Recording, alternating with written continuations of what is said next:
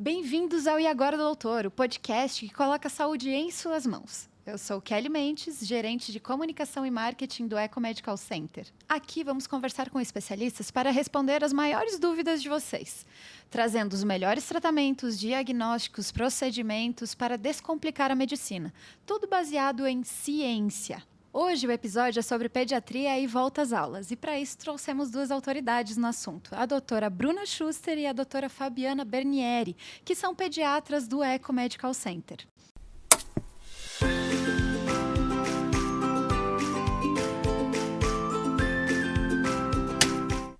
Oi, Kelly, eu agradeço o convite. Então, eu sou a doutora Fabiana, sou pediatra, tenho 20 anos de formação, estou nesse mundo infantil há 20 anos. Fiz minha faculdade fora do Brasil, revalidei meu diploma pela Faculdade de Medicina do Estado do Mato Grosso, fiz residência pediátrica, fiz pós-graduação em alergia e imunologia. Atendi muitos anos em pronto-socorro e hoje o meu foco é consultório, puericultura, cuidado infantil. Seja muito bem-vinda, Obrigada. doutora. Doutora Bruna, por favor, se apresente. Olá a todos, então, agradeço, Kelly, pessoal da ECO, pelo convite de participar, de falarmos um pouco aí sobre volta às aulas e a imunidade, um tema que gera muita angústia aí aos pais. Meu nome é Bruna, então, eu sou médica formada pela Faculdade Pequeno Príncipe e pediatra pelo Hospital Pequeno Príncipe.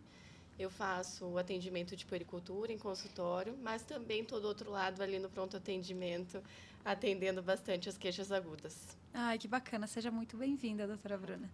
Então, a primeira pergunta do podcast eu direciono para vocês duas, né? A volta às aulas geralmente traz um aumento de viroses e infecções.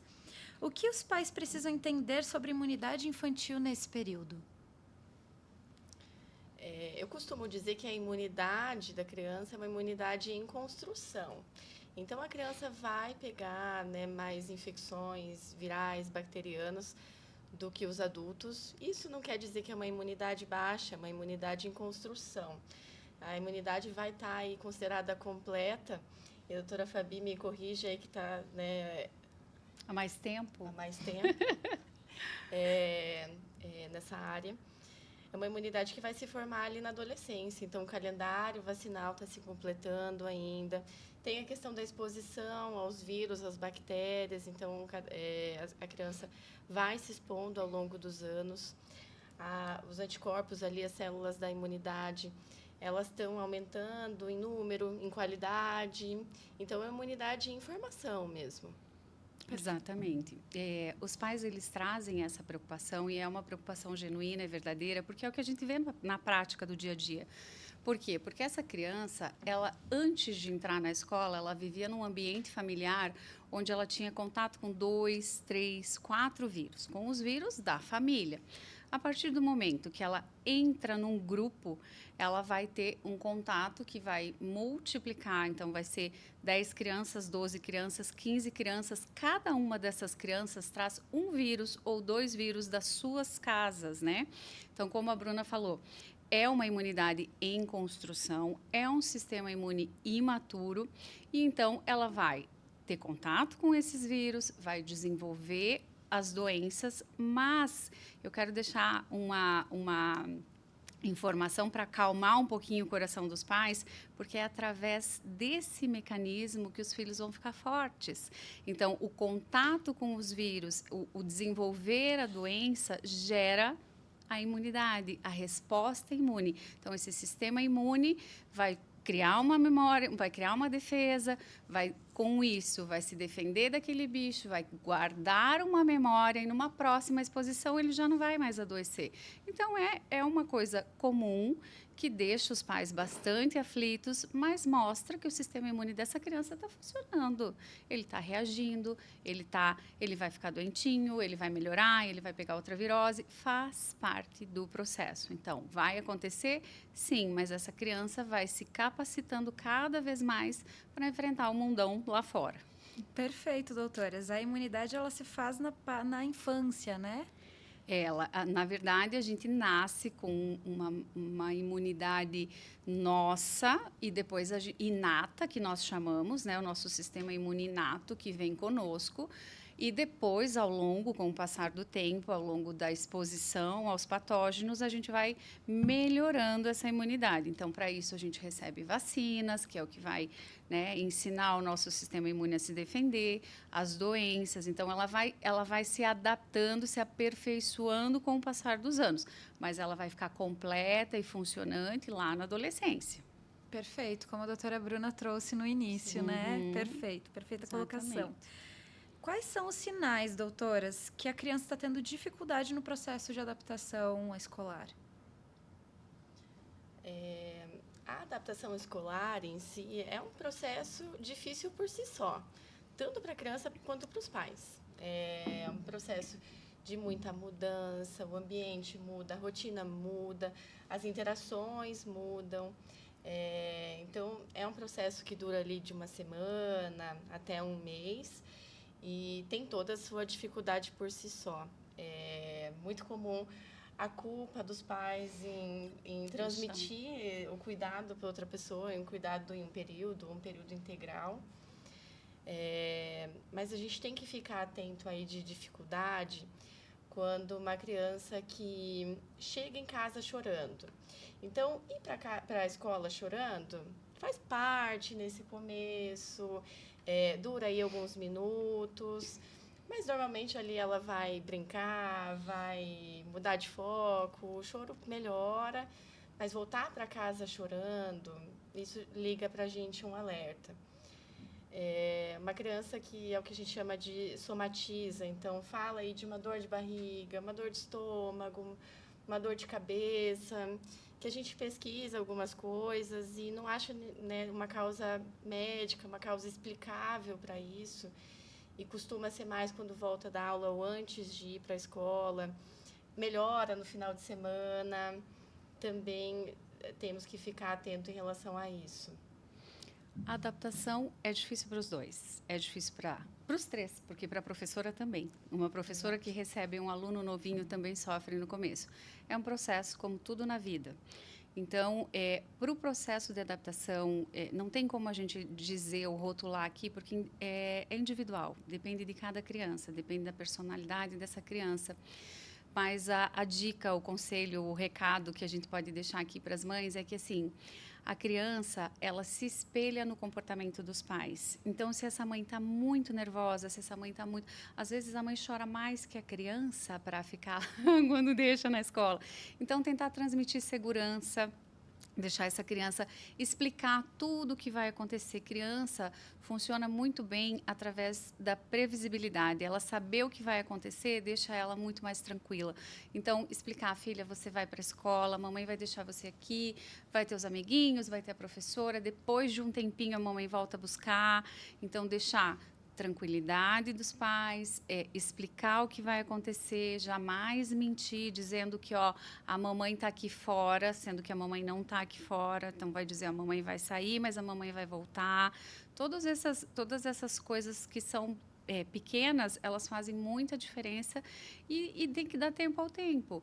Claro que a gente tem que ficar muito atento ao comportamento da criança, porque assim, uma criança que se recusa absurdamente a ir para a escola, que volta da escola chorando, que depois de passado aquelas 2 semanas de adaptação, que é o período mais crítico, normalmente são 2 semanas, continua sem se alimentar na escola, continua sem dormir na escola, é uma criança que está tendo muitos sintomas, né, somatizando ou a dor de barriga ou a dor de cabeça ou isso, aí chama atenção e aí é hora de consultar o pediatra, é hora de ver o que pode ser feito, além de tudo isso que a gente já comentou aqui.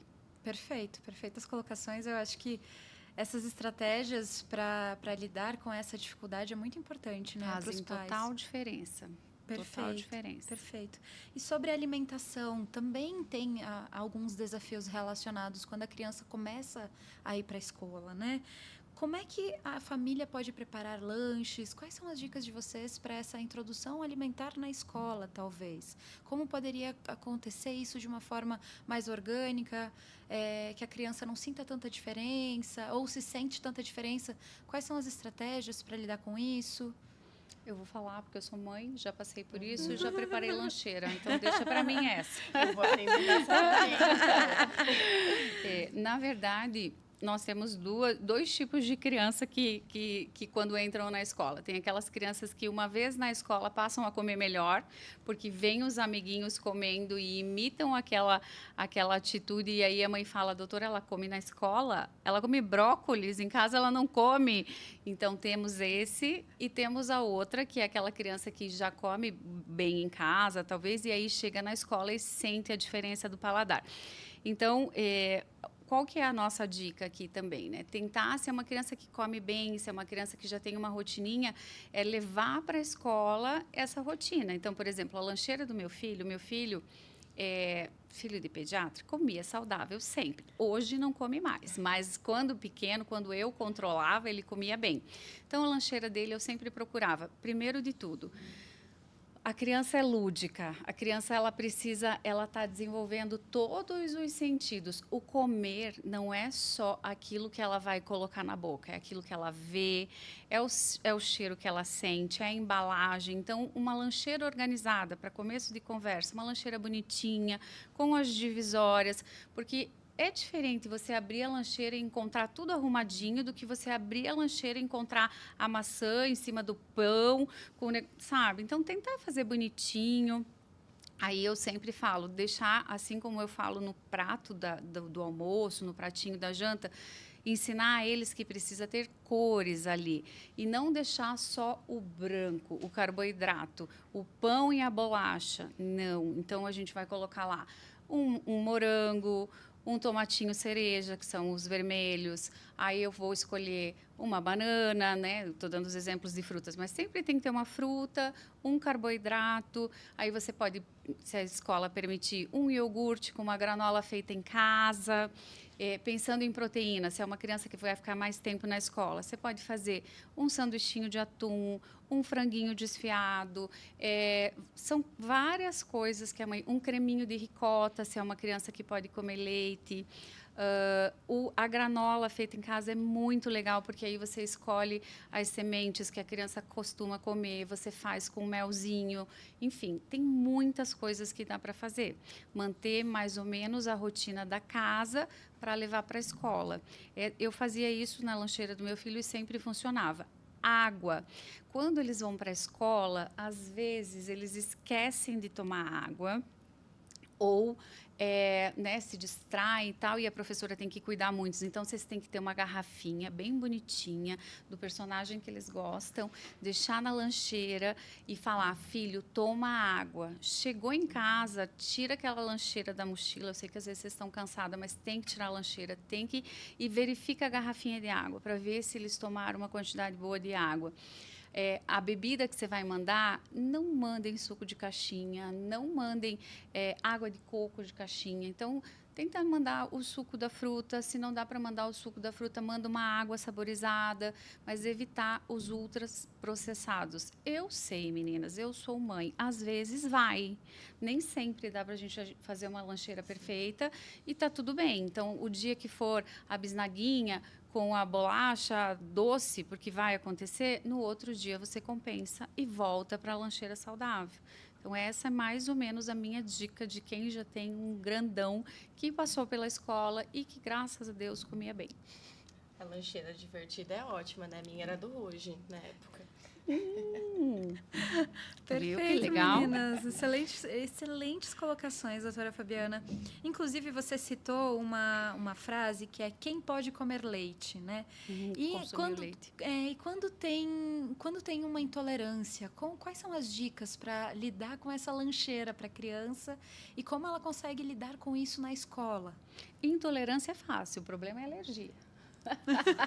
Alergia alimentar é um problema grave. A alergia alimentar requer uma ação multidisciplinar de todo mundo, mãe, professor, colegas, né? Porque a intolerância, a criança passa mal, mas não corre risco de vida. Na alergia, o processo é muito mais grave. Então, intolerância, normalmente, a criança tem ao leite. Aí os pais já sabem, mandam a lancheirinha lá sem lactose, enfim, porque aí ele pode consumir o leite, mas sem a lactose, e não é tão complicado.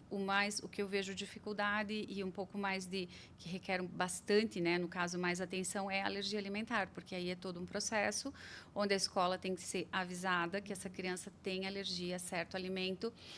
e essa criança tem que estar o tempo todo supervisionada, porque a mãe vai fazer o papel dela de mandar a lancheira específica, a escola vai fazer o papel de cuidar, mas às vezes ela troca lanche com o amigo. Isso. Né? Então, isso é um Errado, problema. mas acontece com frequência. Exatamente. Então, esse é um problema mais sério. Então, tem todo. Quando a mãe vai matricular uma criança alérgica na escola, ela já avisa. E é criado um protocolo, inclusive com o número de pediatra, quando ir para emergência, o que fazer. Mas é complexo, é mais difícil. Mas não é impossível. Tem que fazer todo um rearranjo ali. E a escola tem que estar sempre muito alinhada, porque a alergia também passa. Então, chega um momento em que essa alergia acaba e a vida volta ao normal. Então, a escola tem que estar sempre trocando as informações com a mãe com o pediatra bem orientada. Não é impossível. É mais desafiador, mas sim é possível. Perfeito, perfeito. E agora falando sobre sono, doutora Bruna. Tem uma quantidade de horas específicas que a criança precisa descansar? O sono, ele influencia no estudo, na absorção do conhecimento? Como é que isso funciona? Então, o que a gente tem de média de sono adequado para a idade ali na criança escolar é de 9 a 12 horas de sono por noite. E os adolescentes de 8, 10, 11 horas por noite. A gente sabe já que o adolescente ele tem um início de sono mais tardio, mas a gente tem que ter bastante atenção no adolescente para garantir esse número de horas. Período que eles estão em estirão de crescimento, então, e o hormônio do crescimento ele é produzido mais à noite, então tem que ter bastante atenção. Muitas vezes as crianças vão estudar no período da manhã e aí levantam ali 6 horas da manhã, tem que, né, fazer um rearranjo ali para iniciar o sono mais cedo, garantindo esse número de horas. Perfeito, perfeito. E aproveitando esse tema, as telas, elas atrapalham o sono, doutora Fabiana? As telas atrapalham tudo, diria eu. O sono é um dos pilares que a gente rege o bom desenvolvimento da criança, né? Então, o sono é fundamental e não só para o desempenho escolar, né? Para o crescimento, para a imunidade e para o desenvolvimento como um todo. Então, as telas, elas atrapalham 100% o sono. Se pudesse falar um pouquinho mais, 110% do sono. Então, as telas, elas são o mal do século para nós na pediatria em todos os sentidos, mas a pergunta se referiu a sono. Então, cada idade tem um tempo de sono que varia, cada padrão de criança, tem criança que ela tem que estar lá escrito que ela tem que dormir 8, mas dormir 8 para ela não é suficiente. Às vezes a mãe sabe, não, minha filha tem que dormir 10. Então, o tempo de sono varia também de criança para criança. E as telas, o que as telas fazem? O uso de tela ele é totalmente proibido pela Sociedade Brasileira de Pediatria até os 2 anos. As crianças não podem ter contato até os 2 anos. A partir dos 2 anos, o uso ele tem que ser muito bem... ele é liberado, mas com muitas regras. Por exemplo, é um tempo de 2 a 5 anos, é de meia hora a 1 hora, mas com intervalos, e é uma tela com função, uma tela que vai ensinar alguma coisa para aquela criança. Não é uma tela aleatória que você coloca para a criança esquecer e te deixar em paz um pouquinho ali. Não, é uma tela que vai ensinar alguma coisa para essa criança.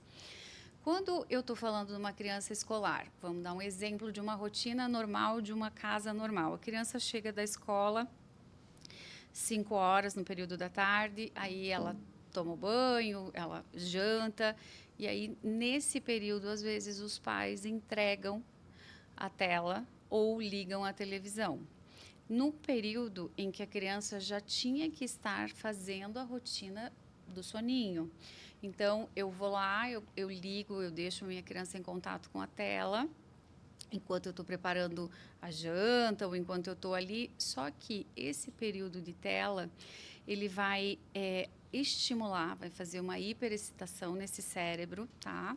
As cores e a luz azul da tela, né? Se for celular ou tablet, 1000 vezes pior do que televisão. Essa criança que já estava entrando que já teria que estar entrando para o preparo para dormir, ela recebe um hiperestímulo luminoso que vai lá numa área do nosso cérebro específico, onde é produzido a melatonina, que é o nosso hormônio do sono, que é quem regula a hora de acordar e a hora de dormir. E a melatonina, a partir das 6 horas, ela já começa a ser produzida, porque parou o sol, ela começa a ser produzida. Então, ela já estava começando a ser produzida ali, essa criança já estava dando uma baixadinha e eu ia dormir. Mas aí não, eu recebi um estímulo de tela, a minha produção, essa luz azul, manda essa resposta lá para o meu núcleo supraquiasmático e bloqueia a produção de melatonina. Essa luz, porque quando tem luz, o nosso cérebro entende que é dia. Então, a melatonina para de ser produzida. E aí, automaticamente, eu tenho uma criança cansada, com o olhinho cansado, com o corpinho cansado, mas com o cérebro ativo. E aí, o que acontece? Aí, o pai vai e tira a tela. Aí, primeiro que tem choro, só que a minha melatonina está dormindinho, ela parou. Parou o estímulo, ela vai começar novamente. Então, essa criança que ficou 15, 20 ou 30 minutos de tela antes de dormir, ela vai levar 45, 50 minutos, 1 hora para começar a querer dormir. E daí já perdi 1 hora, 1 hora e meia de sono, que foi o que a Bruna falou, que é o sono que precisa. Consequentemente, no outro dia, primeiro que ela vai dormir, vai demorar para dormir, vai dormir mal, e no outro dia vai estar irritada porque ela não dormiu a quantidade necessária. Então, as telas é um veneno para o sono. Nossa, é muito interessante, né? E os desenhos atuais, eles têm um fator complicador, que são as cores muito vivas, a troca de telas de uma forma muito rápida, música muito alta. Então, uma tela que já tem o seu efeito negativo por ser tela, os desenhos atuais estimulam mais ainda. Muito mais. E qual é, a doutora Fabiana comentou da rotina do soninho. Qual é essa rotina que vocês indicam aos pais? Cada família vai desenvolver uma melhor que cabe no seu dia a dia e na rotina. As crianças menores, é uma rotina que tende a durar mais ou menos meia hora, e as crianças maiores precisam de uma rotina um pouquinho maior, de 1 hora mais ou menos. Uma dica que eu dou é de começar a rotina fora do quarto. Deixar para colocar na cama realmente para a hora que vai dormir. Então, deixar a cama no lugar que é feito para dormir, não jogar ali, não ficar mexendo no celular. E costuma ser, então, um banho mais relaxante, as telas, as luzes diminuindo um pouquinho de intensidade, ambiente mais escuro. Uma leitura costuma ajudar nesse momento. E essa horinha antes da hora do sono, essencial que não tenha tela mesmo. Pode ter. Normalmente eu indico também a mesma coisa. Eu falo, vamos fazer o ritual do boa noite, o ritual do soninho. Então, depende muito de cada família, porque a gente está falando num contexto geral, mas às vezes o pai chega às 7 horas da noite, aí quer ter um pouco de tempo com a criança, mas cada família sabe da sua realidade. Mas a ideia é que a partir das 17 horas não se tenha mais tela naquela casa. As brincadeiras que sejam feitas e realizadas, que sejam brincadeiras de baixo estímulo. Então, montar quebra-cabeça, desenhar, brincar de boneca, brincar de carrinho. Não ficar hiperestimulando essa criança. O pai chega e vai fazer guerrinha. Melhor não nesse momento, fazer brincadeiras de baixo estímulo. Fazer a jantinha e dizer, agora a gente vai dormir. Então, é o banho, o pijama, a leiturinha. Dá para criar ritual com óleo essencial. Então, você pode usar um olhinho de lavanda. Você pode fazer por exemplo, eu sou, dependendo da religião, vamos rezar para o anjinho da guarda, vamos rezar para o papai do céu. E aí a criança, ela começa a entender essa ritualística toda. Então, se eu tomei banho, o próximo passo, a minha mãe vai pôr meu pijama. Depois do meu pijama, eu vou fazer minha leitura e aí eu vou estar lá no meu quarto. Depois que eu estou no meu quarto, eu não posso mais sair do quarto. Então, criar, assim como a gente falou em outras oportunidades da previsibilidade, criar sempre a mesma rotina e tentar manter ela na infinita maioria das vezes. Funciona. O fato, assim, ó, as mães que estão nos assistindo, tirem as telas. Não deem. Só o fato de você não permitir que essa criança tenha acesso à tela, todo o resto vai funcionar melhor, porque a tela desestabiliza. Então, você vai arrumar outras maneiras de distrair. O que a gente escuta é, mas eu não consigo cozinhar. Põe ele para cozinhar junto com você, leva para a cozinha, dá uma panela, dá uma colher de pau, deixa ali, porque as coisas vão fluir melhor. Se você tirar a tela, eu garanto que eles vão dormir muito melhor. Ah, incrível, doutoras. Isso não é só para criança, né? Para adulto também. Inclusive, nós somos referências para as crianças, como vocês realmente Exatamente. trouxeram, né? Então, ajuda para todo mundo evitar as telas. Sem sombra de dúvida. E, doutora Bruna, você trouxe sobre a imunização e a carteirinha da vacinas de vacinação, né? Quais são as vacinas mais importantes para esse período de início de aula? Todas. Ai, pois é, eu estava tentando responder isso mesmo. Todas. Eu vou assinar embaixo. E Carteirinha de vacinação em dia. Esse é o essencial. Ai, perfeito. E a carteirinha de vacina, eu sei que são todas, mas se você pudesse citar algumas e como a mãe pode buscar essas vacinas, né? Seja na saúde pública, seja na saúde privada, como facilitar essa imunização para as crianças? Então, aqui no Brasil, o sistema de saúde oferece todas as vacinas para as crianças. A gente tem algumas vacinas que garantem uma cobertura um pouco maior. A gente vê a vacina pneumocócica, a vacina disponível no SUS, ela protege contra 10 sorotipos. Temos aí no particular a vacina pneumocócica 13, 15 e 20. É uma vacina que no consultório eu costumo abrir esse arsenal para os pais, discutir o que cabe, o que não cabe, porque a vacina essa é disponível no particular realmente traz uma proteção um pouco maior. A vacina meningocócica também, que protege contra as meningites, o sistema de saúde fornece contra um tipo de sorotipo, contra um sorotipo, mas no sistema particular temos outras opções também, vacina meningocócica CWY, meningocócica B, que também fornecem uma proteção maior. Todas as vacinas são necessárias. Você tem que escolher uma, não dá. Mas assim, vamos responder a pergunta dela. Eu, hoje, sem sombra de dúvida, a criança que vai entrar na escola a partir de 6 meses, ela tem que ter feito pelo menos as vacinas dos primeiros 6 meses. Então, não tem como pular.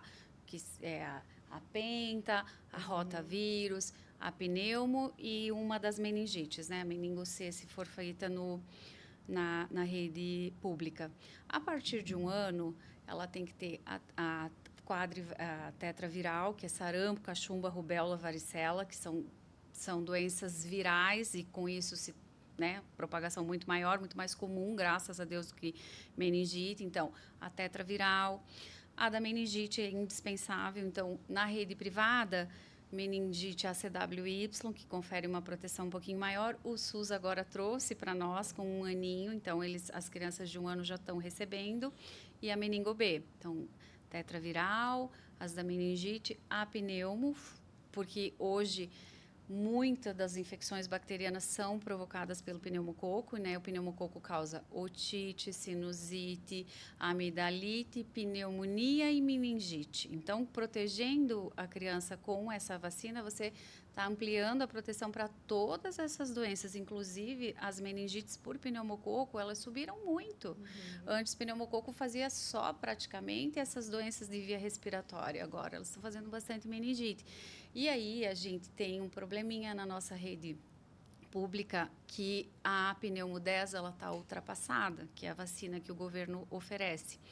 Ela está ultrapassada no sentido de que hoje sorotipo é o tipo da bactéria que causa a doença. Então, a pneumo 10, ela tem 10 sorotipos do pneumococo. E aí eles são nomeados com números e letras, enfim. E 2 deles, né, que é o 19A e o 3C, eles são invasivos e resistentes à bactéria, a antibiótico, perdão. Então, essas 2 que mais preocupam a nossa vida não estão na vacina do SUS. Então, mesmo que a criança esteja bem certinha, vacinada com a pneumo 10, esses 2 sorotipos que hoje são os que mais incomodam a gente, eles não estão lá.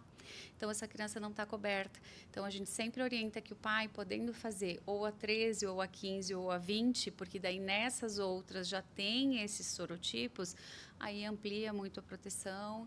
Então, tetraviral, pneumo 13, 15 ou 20, ACWY, AB, e da gripe. Da gripe eu acho importante também, né? Sim. Principalmente para nós aqui. Então, eu escolheria essas 5, a princípio, se eu tivesse que escolher. Perfeito, doutoras. E vocês sentem resistência no consultório quando o assunto é vacina? Mais ou menos, não tanto. A maior resistência à vacina acaba sendo a do Covid. Do Covid. Mas assim, ó, mudou um pouquinho depois da pandemia, né? Mudou bastante, assim, na verdade não é nem depois da pandemia. Eu que já sou um pouquinho mais antiga, eu consigo ver que tem bastante mãe anti-vacina, assim, criou-se um movimento anti-vacina nos Estados Unidos e daí foi vindo para cá. Eu tenho 2 pacientes que são anti-vacina, 2 famílias. Eu luto, já consegui algumas, tá? Não, confesso que não são todas. E isso preocupa porque a gente, além dessa, né, da preocupação com essa criança, com todas as outras, né? Porque a gente está vendo voltar as doenças que antes já estavam erradicadas. Eu tenho 2, então, eu atendo, sei lá, 300 crianças em um mês, e eu tenho 2 pacientes. Então, eu não vejo com muita frequência, mas o pouco que eu vejo preocupa, né? E é proteger aquele bebê que ainda não está na idade de vacinar e que quanto menor a idade de pegar a doença, mais grave costuma ser. Muito mais grave. O que mais vejo acaba sendo a do Covid mesmo. Mas é uma preocupação, muitas vezes, de uma informação que achou na internet, de algum receio vacinal, ou alguma experiência que uma outra pessoa contou que gerou um certo medo. E quando os pais entendem que a gente também está ali querendo melhor para a criança, para o bebê, e a gente indica a vacina, contando os dados reais, que tem evidência científica em relação ao que tem de segurança, de reação vacinal, a gente costuma ter uma aceitação vacinal ao Covid muito, muito maior. Eu me preocupo muito assim com as vacinas de doenças, o Covid, claro, mas ela é um vírus, assim como o vírus da gripe. Hoje ficou muito mais comum e, graças a Deus, a história da imunidade, a gente vai pegando a doença, vai desenvolvendo o anticorpo e vai ficando cada vez mais fraco, tanto que hoje Covid virou um vírus como o da gripe normal. Eu me preocupo muito mais, por exemplo, com sarampo, com cachumba, com varicela. Varicela a gente já não tinha mais casos graves de varicela, a gente está tendo encefalite por varicela. Então, assim, eu até não brigo e não questiono tanto, mas eu tento mostrar, eu tento ensinar. Eu abro o computador e mostro, olha esse caso grave aqui de varicela, ele não foi vacinado. Para tentar, porque realmente é uma coisa que preocupa e que infelizmente está aí. Mas a gente trabalha de formiguinha, dia a dia no consultório, né, informando, ensinando e, assim, graças a Deus são poucos, não são muitos. Ai, que bom, excelente, meninas. E aproveitando esse tema de imunização que a gente está falando e também de doenças, né? Quais são as mais comuns nesse período de volta às aulas, de a criança saindo de casa e entrando na escola? Como é que é? Quais são essas doenças mais comuns? As viroses. Tudo é virose. A mãe fala, tudo é virose, mas tudo é virose. Acho que de longe, respiratório ganha ali, né? Gripes, resfriados, infecções de garganta, de ouvido. E as gastrointestinais, aí a virose. Na pediatria é muito isso. Na pediatria é muito respiratório, então a gente tem, sei lá, 100 e poucos vírus de resfriado, tem 4, 5 vírus de gripe, então essa criança vai rodando aí, os gastrointestinais, aí tem mão, pé, boca, tem a hiperpangina, as gastroenterites, e aí é muito da época, né? Mas no começo do ano, normalmente são os resfriados e as gastroenterites, que são os quadros de diarreia e vômito, né? Esses são os mais comuns. Graças a Deus, a grande maioria é viral. E bacteriana pode acontecer. Daí a gente tem amidalite, otite, sinusite e pneumonia. Essas são as mais comuns que a gente vê. Assim, não são tão comuns quanto as virais, mas quando tem, são essas. E quais são os sintomas comuns, assim, para perceber na criança? Que às vezes ela não vai conseguir falar que está com dor em alguma coisa, né? Tem algum sintoma comum, algum sintoma que dá para perceber que ela possa ter alguma doença viral, alguma doença relacionada? Depende do diagnóstico. Como as respiratórias superiores são as mais comuns, é uma coriza, uma tosse, eventualmente tem febre, uma febre que costuma levar 3, 5 dias para melhorar. Sintomas gastrointestinais ali na virose, então vômito, diarreia, febre também é possível ter. Mas sempre lembrando assim que a criança pode ficar doente até 8, 12 vezes no ano. E uma tosse de um resfriado, de uma gripe, pode durar de 2 semanas, às vezes até um mês. Então, dá aquele aspecto de que meu filho está sempre doente. Mas isso não quer dizer que tem algum erro na imunidade, só reforça que é a imunidade em construção. Perfeito. E existe alguma necessidade de afastar a criança da escola? Que tudo vai depender do quadro, né? Mas, assim, o ideal, no mundo ideal, é que sim. É que essa criança, a partir do momento... Acho que o sintoma que predomina em 90% das viroses é a febre, né? Normalmente, a criança começa a ficar um pouco caidinha ali, no segundo dia aparece a febre. Então, a mãe, às vezes, não sabe, a criança ainda não começou com tosse, ainda esse bicho não se manifestou completamente, mas eu tenho uma criança mais xoxinha e com febre. O ideal é que, nesse momento, ela já não vá para a escola. Até porque, assim, eles já começam a transmitir antes, por isso que é uma coisa que, né, passa para todo mundo. Mas o ideal é, tendo com quem deixar, essa criança já fica em casa, por 2 razões. Porque ela não vai contaminar o amiguinho e a segunda razão é que ela vai melhorar muito mais rápido. Ela vai estar no ambiente dela, a mãe vai estar controlando a hidratação, vai estar fazendo a dietinha certinha, ela vai estar dormindo o tempo que ela quer. Então, melhora muito mais rápido e não contamina as outras crianças. Então, sim, o ideal é que, se possível, essa criança fique em casa, no mundo ideal. Vale pontuar que no Eco Medical Center temos uma estrutura completa em especialistas, tecnologia, para oferecer os melhores diagnósticos e tratamentos aos nossos pacientes. Tudo para você cuidar da sua saúde no mesmo dia e no mesmo local, com consultas, exames, tratamentos, procedimentos e diagnósticos precisos. São mais de 45 especialidades, mais de 400 profissionais da saúde, todos à disposição para cuidar de você da melhor forma possível. Então siga o Eco nas redes sociais, @EcoMedicalCenter, CWB, para ficar por dentro de tudo que envolve a sua saúde. E para agendar consultas e exames, é só ligar nesse número que está aqui na tela. Doutoras, agora a gente tem algumas perguntas que chegaram dos nossos seguidores, então vai ser mais um ping-pong, hein? São dúvidas frequentes e a gente vai mudar de tema muito rápido, tá? Tá bom. Então, eu vou continuar perguntando para vocês duas e vocês podem ir se complementando sem problema nenhum, tá? Tá bom. Então, febre em criança sempre significa algo grave? Não. Quase nunca. Em criança, quase nunca.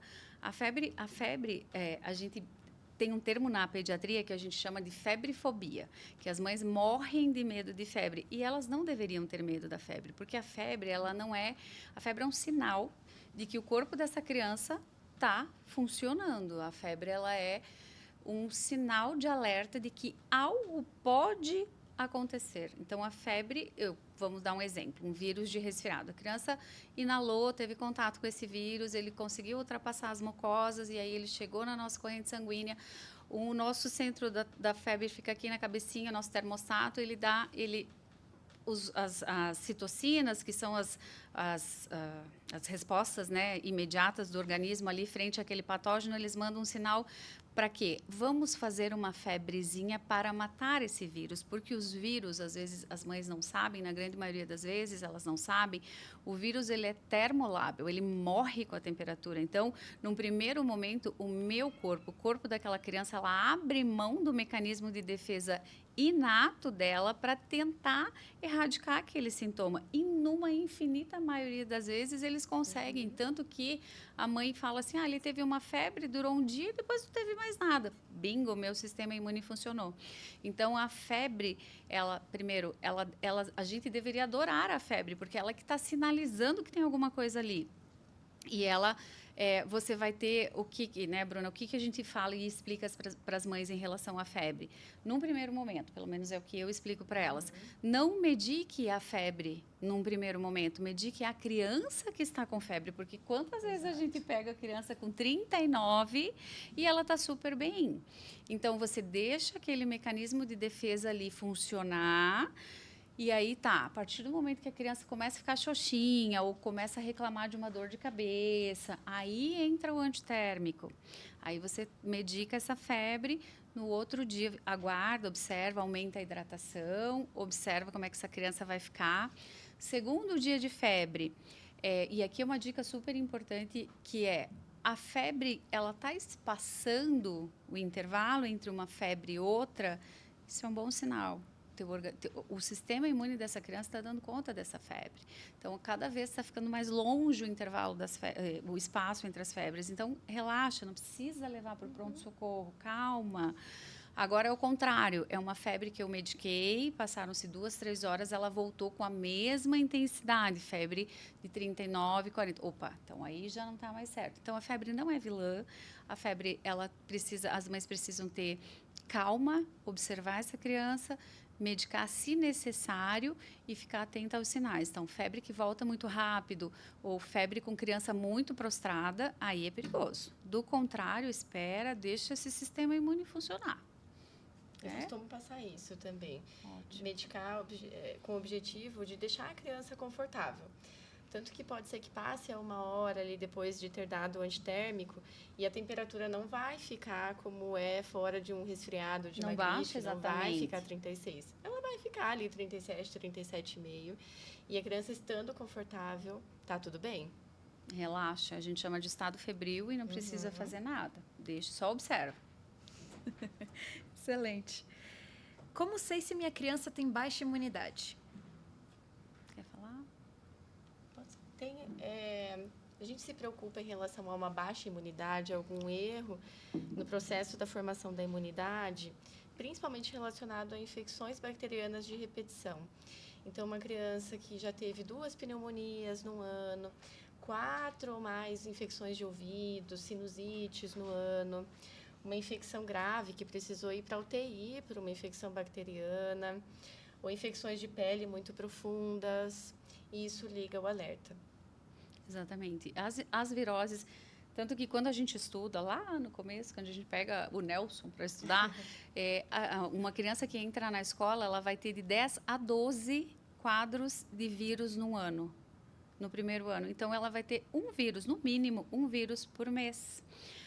E tá tudo bem. Agora, as infecções mais graves, ela não tem que ter. Ela é aceitável 1 ou 2 otites no ano que precisem de antibiótico, 1 ou 2 pneumonia, que assim, a gente não quer que aconteça, mas pode acontecer.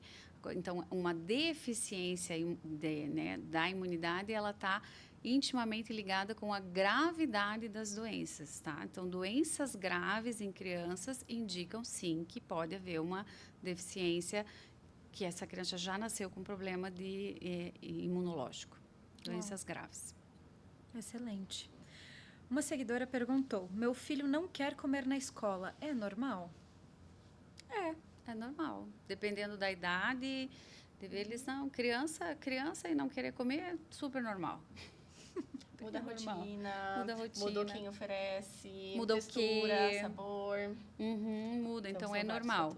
É um processo, tem que ter paciência, tem que ir conversando e tem que ir vendo. E daí, claro, alinhando junto com a escola, mas é normal, é normal. Além da lancheira, tem outras estratégias que é possível os pais, não sei se aplicar é a palavra correta, mas aplicar aos filhos estratégias para eles conseguirem se alimentar na escola, além da lancheira, né, que já é uma estratégia. Como fazer com que os filhos se alimentem do que a escola oferece? Alinhar com a escola, né, se tem a possibilidade de, ocasionalmente, ter algum alimento que a criança tenha preferência.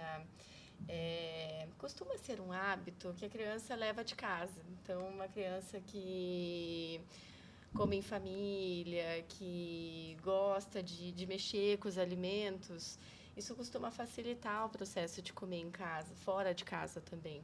Exatamente. E eu acho que tem que explicar muito para essa criança, porque a criança ela é muito inteligente, ela entende muito. Então, sempre mostrar o pratinho, falar, ó, o seu prato você tem que dividir metade dele legumes e verduras, a outra metade o arroz e o feijão e o espaço da carninha. Quanto mais colorido for o teu pratinho, melhor. E aí mostrar, o verdinho protege contra tal coisa, o amarelinho, porque tem que ser no lúdico. E aí ensinar a criança a montar aquele prato. E isso, gente, é construído em casa. Não adianta. Uma criança que os pais nunca conseguiram, porque elas imitam os nossos hábitos. Então, eu pego muito pai e mãe que nunca come verdura e legume. E daí, querem que a criança coma. Então, ela vê só no prato dela, não vê no prato do outro. Por isso que eu digo, às vezes tem criança que come melhor na escola do que em casa, porque lá na escola tem muita opção e ela vê o amiguinho comendo e ela pensa e ela come e ela talvez nunca tivesse comido em casa. Então, é todo um processo. Eu acho que o jeito certo é a família encontrar uma maneira de ficar ensinando que o mais saudável é o melhor. Perfeito. Doutoras, quando devo me preocupar com dor de garganta frequente? A dor de garganta frequente depende, porque, por exemplo, se nós estamos falando de vírus, a gente falou que a criança pode ter várias viroses ao longo do ano, né? Então, se é uma dor de garganta que toda vez a criança precisa de um antibiótico, aí eu preciso me preocupar. Então, ela teve uma dor de garganta que evoluiu para uma febre muito alta, foi para o pronto-socorro, foi para o consultório e precisou de antibiótico. 1 mês, 2 meses depois, ela teve outra dor de garganta com o mesmo modelo. Aí, o que eu costumo fazer? Eu encaminho para o otorrino, se o otorrino avalia, e aí é um leque de coisas que a gente pode fazer. Mas, então, a recorrência de quadros em que são necessários o uso de antibiótico para resolver o problema. Aí tem que se preocupar. E o pico ali é dos 4 anos até os 15 anos de idade. As amidalites, costuma sim. passar isso e melhorar. Antes dos 4, é muito raro a amidalite bacteriana. Então, é tudo viral, a grande maioria é vírus. E aí, é aquilo que a gente já conversou até agora. É o organismo da criança reagindo, porque se nós temos 10, 12 vírus diferentes, ela vai pegar uma amidalite a cada 15 dias, uma faringite a cada 15, 20 dias. E aí, a gente vai tratando com sintomáticos. Então, isso é normal. Agora, as amidalites que precisam de antibiótico, essa é preocupante. Aproveitando esse tema, quando a criança pega amidalite repetidamente, né? É indicado retirar as amígdalas? Quando esse diagnóstico é feito? Depende. Depende. Os otorrinos são nossos amigos nessa São hora. Muito. Nossa, o pediatra e o otorrino caminham juntos ali. Demais. Mas, assim, ó, quando vai tirar a amígdala? Eu acho... A amígdala, ela é um tecido linfóide, é um órgão de defesa. Então, a gente também não tira a amígdala por qualquer coisa. É uma criança que tem uma amidalite bacteriana, comprovadamente bacteriana de repetição, a gente vai avaliar. Tem muitas coisas que podem ser feitas antes da cirurgia. Então, a gente abre mão de lisados bacterianos, que são remedinhos que estão aí, que são fragmentos de bactérias comuns que causam as amidalites, que a gente faz a criança usar, são vacinas orais por um período, um ciclo de 3 meses, reforça a imunidade dessa criança, corrige todo o resto, porque a gente tem que sempre olhar por trás de tudo isso. O que está acontecendo? É uma criança que come bem? É uma criança que dorme bem? É uma criança que está com uma imunidade boa? Por que ela está tendo recorrência? Às vezes a culpa não é da amígdala. A amígdala está ali como a primeira linha de defesa do bicho que chegou. Então, ajusta toda essa rotina, faz, no meu caso, antes de mandar para o otorrino, eu faço um check-up de exames, eu vejo se as vitaminas estão boas, eu abro mão, então, está com zinco baixo, uma coisa que a gente costuma pegar muito na prática diária, está com zinco no valor de referência do laboratório, mas é muito baixo. Então, eu corrijo o zinco, ajusto todos os pilares, sono, comida, rotina, parará, parará. Às vezes, só com isso melhora muito. Entramos com os lisados, entramos com outras medicações que ajudam um pouquinho. Foi tentado tudo isso num período que normalmente são 6 meses, não teve melhora, aí o otorrino vai entrar e vai avaliar a necessidade cirúrgica. Mas a cirurgia não é a primeira escolha. Excelente. Pelo menos para mim, não. Né? Mas cirurgia parece a salvadora da pátria, né? Vai tirar com a mão, nunca mais vai ter nenhum problema. E quando bem indicado, perfeito, né? Uma cirurgia bem indicada realmente é ótima. É decisiva. É decisiva. Mas tem que lembrar que é uma criança que vai ser exposta a uma anestesia, a um procedimento cirúrgico, ir para o hospital. A recuperação não é tão fácil assim, muitas vezes. Então, é sempre uma avaliação em conjunto, né? O trabalho do pediatra, com o otorrino e a família em casa fazendo tudo que a gente orienta. Aí funciona. Excelente, doutoras. Como ajustar a rotina depois das férias? Não é fácil mesmo, né? A mãe quer que volte às aulas logo. Acabou a criatividade, não tem mais brincadeira para colocar em casa aqui. Mas é constância. Muitas vezes ajuda começar a retornar para a rotina uns dias antes do retorno das aulas. Então, uma semana antes, e antecipando o horário que a criança vai dormir, e antecipando o horário que a criança vai acordar, já voltar aos horários das alimentações, diminuir os lanches e constância. Constância, exatamente. Acho que é isso. Planejamento e previsibilidade sempre para as crianças, né? Para a criança, para todo mundo, né? Exato. Mas em criança é decisivo, é fundamental. Mais uma pergunta de seguidor. Meu filho vive reclamando de dor de barriga antes da escola. Isso é emocional ou é físico? Depende. Depende também. Vamos lá. Dor de barriga é uma queixa muito comum na pediatria, tá? É uma queixa muito comum e eu vou tentar explicar rapidinho aqui para vocês e a Bruna pode a gente tem na criança uma sensibilidade. O nosso intestino, ele está muito relacionado, ele está intimamente relacionado com o nosso sistema nervoso. Hoje a gente conhece o famoso eixo cérebro-intestino, porque assim, muita da nossa serotonina é produzida e liberada no intestino. Então, a criança, ela por si só, ela já tem uma sensibilidade maior. Então, quando eu vou para a escola, se eu não quero ir para a escola, eu já começo a ficar nervosa. O meu sistema nervoso, ele começa a liberar cortisol, que é o nosso hormônio de defesa. Esse cortisol já sinaliza, enfim. Então, a dor de barriga da criança, ela existe, ela é verdadeira. Não é, ele está mentindo. Não, ele não está mentindo. A dor existe. O que acontece é que muitas e na grande maioria das vezes, essa dor, ela não é disfuncional, ela não é uma patologia. Ela é uma dor emocional, por assim dizer. Aí a criança vai para a escola com a dorzinha, porque a grande maioria das vezes a gente leva. Aí ela chega lá, ela se distrai, a dor passa. Aí tá bom. Aí volta, tá tudo bem? Tá bem, tá brincando. Ok, pode relaxar. Aí no outro dia, a mesma coisa. Então, essa dor que é pontual, antes de ir, mas que depois chega lá e fica bem, ou porque brigou, ou aconteceu alguma coisa, daí começa a doer a barriga, aí a mãe tem que ir buscar. Chega em casa, a dor passa. Essa dor, ela existe. Não dá para dizer que não tem dor, porque sim, ela existe, mas ela não é uma dor que preocupa. Então, pode relaxar. Agora, uma dor que continua, né, que não melhora, que a criança tá lá, chega em casa, continua com dor, você tem que dar um antitérmico, um paracetamol para ele, aí a dor melhora, no outro dia, aí essa dor merece investigação. Então, recusa brincar, né? Para de vai brincar, ou vai dormir, coisa que eles não fazem muito, né? Então, a dor na barriga é muito comum, só que a gente tem que prestar atenção a essas características. Assim, é uma dor que a criança está confortável, ou na escola, depois que passou o medo de entrar, ou em casa, a dor acabou, relaxa. É uma dor que não melhora, aí precisa da ajuda do pediatra. Excelente, doutoras. Meu filho fica extremamente agitado depois da escola. Isso é normal?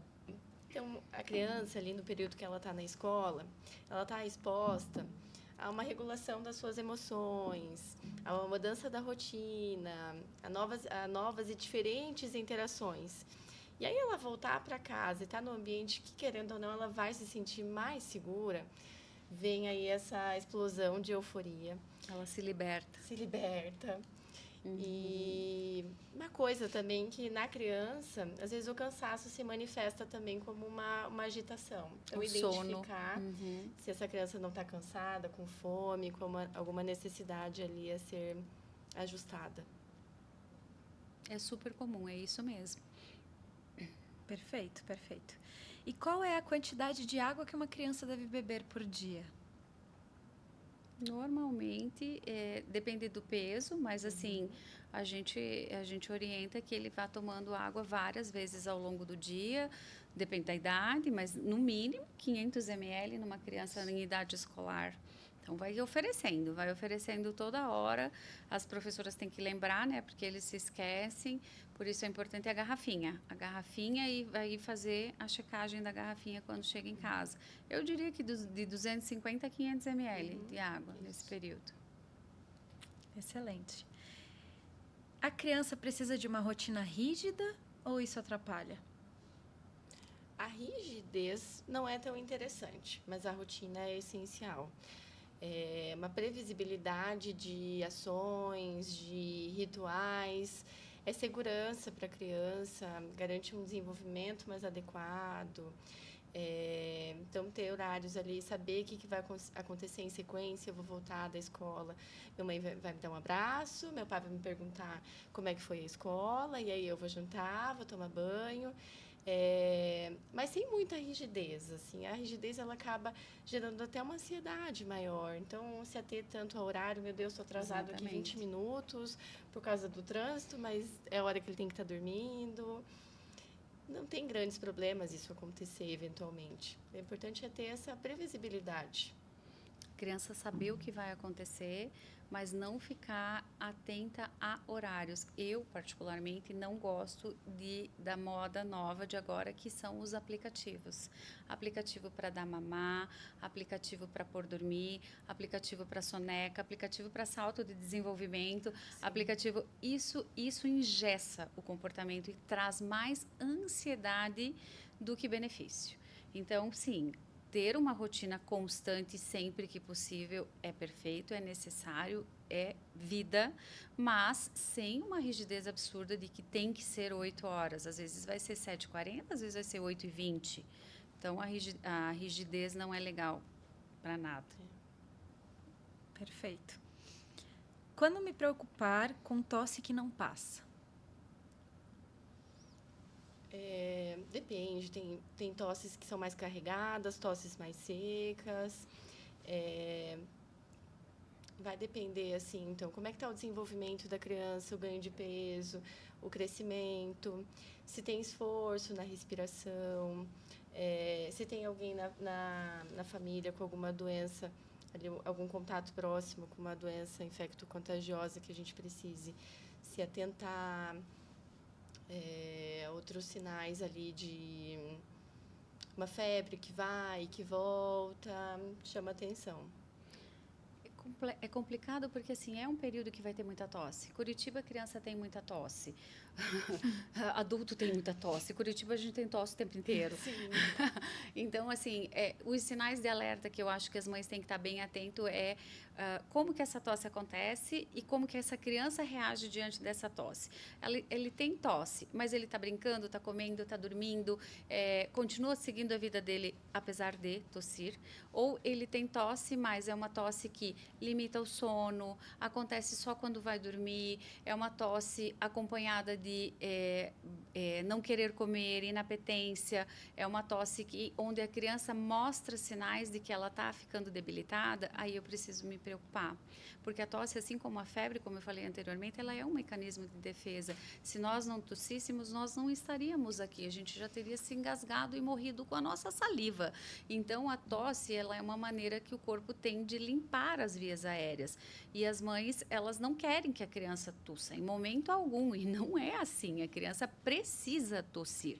Então, saber identificar, assim como na febre, a febre é um sinal de alerta, eu tenho que ficar prestando atenção se essa minha criança está prostrada, se é uma febre muito alta, se está debilitada, ok. A tosse é um sinal de alerta, eu tenho que ficar prestando atenção. Minha criança está tossindo, mas está brincando, está vivendo, está tudo bem. Converso com a pediatra, mas está tudo bem. Agora, é uma tosse que está debilitando, que está sendo pontual em porque, por exemplo, a asma, que é muito comum, é uma tosse mais no período da noite, vem acompanhada de esforço, vem acompanhada de inapetência, uma criança muito xoxinha, aí eu preciso me preocupar. Excelente. E agora vamos para a última pergunta de seguidores. Como lidar quando a criança não quer ficar na escola na primeira semana? Começar também essa conversa do ir para a escola, de como que vai ser lá, antes de começar as aulas. Então, apresentar para a criança como que é na escola, o que ela vai fazer lá. Nos primeiros dias, se programar, se possível, para ficar um período ali com a criança, né, alguns minutos, ajudando ela, mostrando, né, quais são os novos amiguinhos para ela fazer, a professora. Manter rotina. Então, de novo, a rotina, uma previsibilidade. Sempre. A gente vai falar sempre de rotina. E, de novo, né, a doutora Fabi já tinha comentado antes, de ser honesto com a criança ali, de falar, agora é a hora da mamãe ir embora, mas eu volto daqui a algumas horas, a mamãe vem buscar você, mas às vezes vai falar, né, eu vou ali no banheiro, já volto. Não é legal. E esse banheiro nunca volta, né, gera uma ansiedade na criança. perde a confiança também, perde a confiança. Então, é bem isso, você ser honesto, dá tempo para essa criança ir se adaptando. E, normalmente, o período de adaptação, ele é fracionadinho. Então, você fica meia hora, depois você fica uma hora, vai ampliando esses horários. Paciência, carinho, honestidade, funciona. Senão, não tinha ninguém na escola. Dá trabalho, mas funciona. Agora, doutoras, nos aproximando do final, eu gostaria de pedir para vocês dicas de ouro para os pais sobre esse período de volta às aulas, sobre esse período da infância da criança, né? Bom, a minha dica de ouro é rotina. Uma rotina bem ajustada. Horário para dormir, sempre no mesmo horário, se possível. Horário para acordar, comer certinho. Rotina. Essa é a minha. A minha é atenção ao sono. Então, atenção aos horários de iniciar o sono, a quantidade de sono. Se a criança está bem descansada no dia seguinte, é essencial. E a terceira dica, são 3, é carteira de vacinação. Então, fazer conferir. Mas eu atrasei. Atrasou, põe em dia. Então, carteira de vacinação em dia antes dessa criança começar na escola. Rotina, sono e vacina. Excelente, doutoras. O conteúdo foi riquíssimo. Eu agradeço muito o tempo de vocês, essa agenda. Para a gente foi muito importante essa contribuição e muito obrigada mesmo. Ok, obrigada. Eu que agradeço o convite. Cheguei atrasada, porque saí do consultório atrasada, mas é a pediatria. Fortes emoções. Obrigada pelo convite. Agradeço também o convite. Foi muito rica essa troca. Eu também aprendi com a doutora Fabi. E eu aprendi com a doutora Bruna. E espero que vocês tenham aprendido conosco. Sim. Com certeza. Muito obrigada, doutoras. Ok. Esse foi o nosso episódio de hoje sobre saúde infantil e volta às aulas. Mas é claro que a gente sempre vai trazer novos temas e muitas dicas para vocês no nosso podcast E Agora, Doutor.